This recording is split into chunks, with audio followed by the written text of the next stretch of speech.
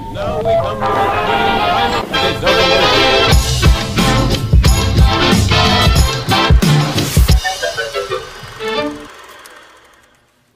Hello mga kumari, welcome back again to my channel. Ngayon ay gagawa na naman tayo ng isang recipe. Recipe na pwedeng-pwede nyong pang-negosyo recipe. So samahan nyo ako magluto ng ubi makapuno ball. So let's start mga kamamsi. Etong ating ingredients sa ating gagawin na ubi makapuno balls, cornstarch, ubi condensed milk, and then kailangan din natin ng ating desiccated coconut para sa ating pang-coated. And then, 1 cup of water. Kailangan din natin ng makapuno. So, i-mix muna natin ang ating 1 cup na water sa ating 75 grams na cornstarch. And then, pagka-mix natin ng tubig at saka ng cornstarch, iset aside natin ito. Buksan natin ang ating ubi condensed milk. Ilagay na natin yung ating 1 can na ubi condensed milk na jersey. Pwede po kayong gumamit ng any brand ng ubi flavor na condensed milk. Sairin natin kasayang yan. Natatandaan ko ng mga bata pa kami. Kapag gumagamit yung nanay ko ng condensed milk, nag-aagawan na kami niyan. Sabi kong gano'n. Uy, akin yan, akin yan, akin yan. Sabi kong gano'n. Kasi nga, sinasaid naming mabuti kung ano yung natitira dun sa lata ng condensed milk. Kaya eto, sinasaid ko rin kapag nagluluto ako. Buksan na natin ang ating stove. And then, ilagay natin siya sa low heat. Continuous nyo lang tong haluin. Hihintayin muna natin ito na kumulo bago natin ilagay yung ating ibang ingredients. Mahinang apoy lang ang gamitin nyo. Huwag nyong lakasan para maiwasan ang pagdikit ng condensed milk sa inyong kawali.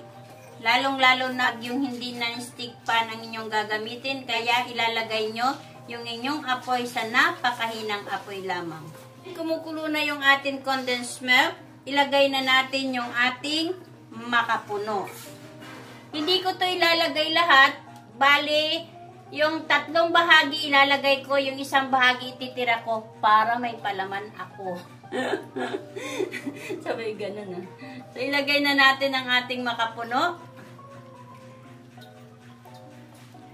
Sobra sa kalahati na garapon ang ilalagay natin sa ating ubi condensed milk. So, ito yung itinira ko. Sobra kalahati. Yung 3/4 niya ang inilagay ko sa ating mixture. Magsiset ako ng 5 minutes.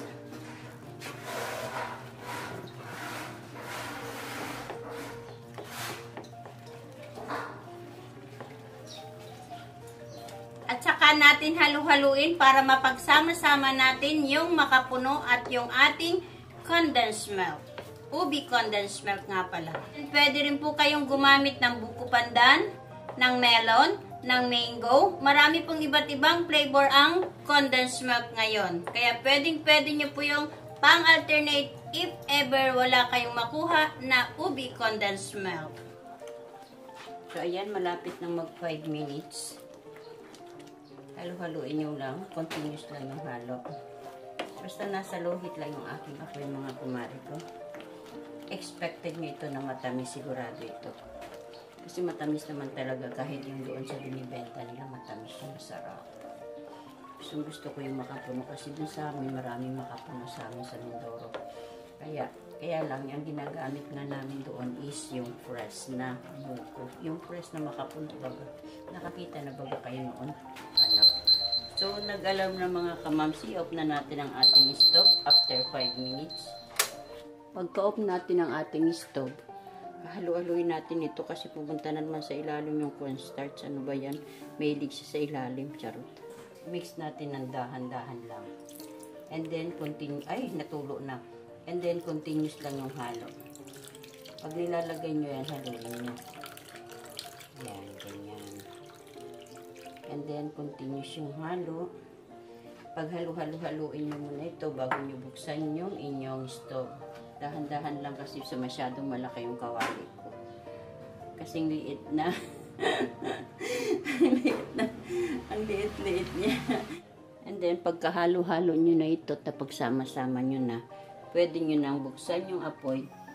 Ito, low heat. So, pagtsatsagaan ko siyang halo-haluin, hintayin na maluto. Kasi cornstarch yan. At nilakasan mo ng apoy, the tendency is magbubuo-buo siya. So, hinaan natin yung apoy. So, nakita nyo, lumalapot na siya.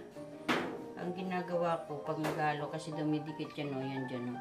So, kumukuha ko ng isang sandok or spatula para natatanggal yung nasa sandok niya. Ayan, malapit na tayo makaluto. Ayan, oh. As in, malapot na siya. Pero ang ganda ng pagkakagawa niya. Hindi siya buo-buo. Ayan, ganyan lang, oh. Hindi pa masyadong luto, eh. Isig-isigin pa natin ng konti. Parang malambot pa siya masyado. So, I think okay na ito mga kamamsi. Ayan, no? Hindi na naman siya dumidikit sa kawali natin. Pero actually, dumidikit talaga dito siya sa ating sandok. Okay na ito mga kamamsi. I-off na natin ang ating stuff. And then, ilalagay na natin sa greenish natin na oil. Hindi naman siya dumidikit na eh. Okay na ito. Ayan. So, mabibilog na natin yan. I-off na natin yung ating stuff. So, ito yung greenish natin ng oil. Lalagay natin yung ating niluto na ubi makapuno. So, nag-grease ko na ng oil yung ating gloves. Ilagay na natin yung ating niluto. Yan, lagay natin dyan. At mag-i-start na tayo na mag-balls. So, naka-ready na lahat. Naluto na natin yung ating gagawin na ubi makapuno balls. Then, meron tayo ditong milk, powdered milk. Then, white sugar. Then, desiccated coconut. So, napakadali lang yan. Gagamit ako ng 1 teaspoon. And then, kukuha lang tayo ng, aray ko, mainit pa ng konti. So, kukuha ako ng 1 teaspoon.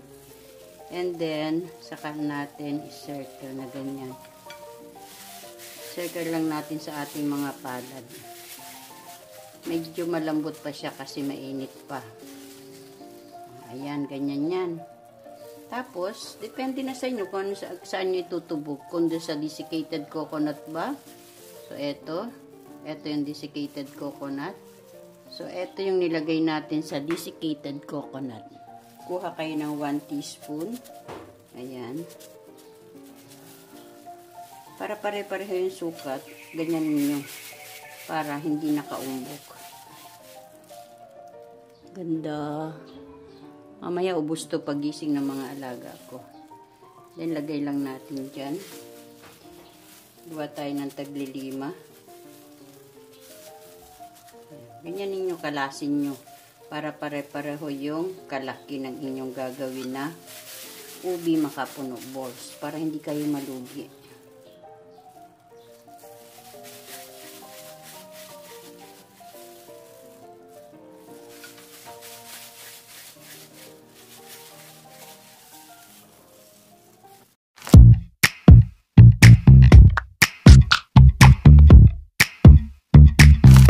So, eto na mga kumari ang natapos natin na ubi makapuno balls. So, titikman na natin at bibilangin ko mamaya kung ilan ang kinalabasan ng ating isang ubi condensed milk. So, tikman na natin.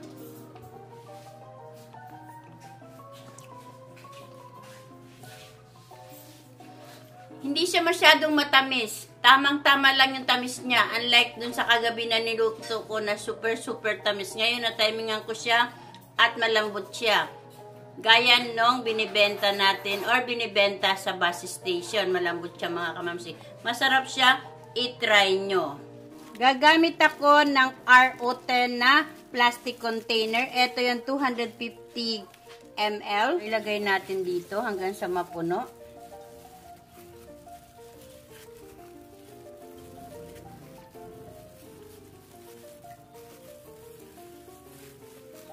Siguradong magugustuhan ito ng inyong mga anak kasi masarap siya mga kamamsi. Hindi siya masyadong matamis. Sundin nyo lang yung instruction ko may binigay sa inyo at siguradong matatimingan ninyo. Sa each na lalagyan ay nilagyan ko siya ng 30 pieces. So, bali yung 4 na piraso ay nakain na namin. Bali ang lumabas sa isang condensed milk ay 90 pieces.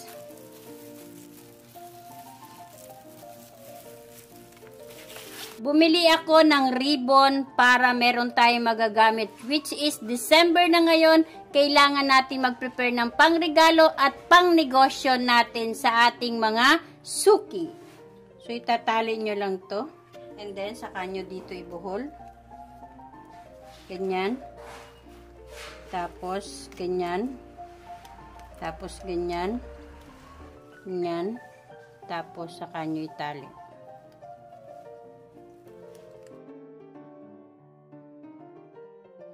If you like this video, give me a thumbs up, subscribe to my channel, and click the bell for more updates. Thank you po!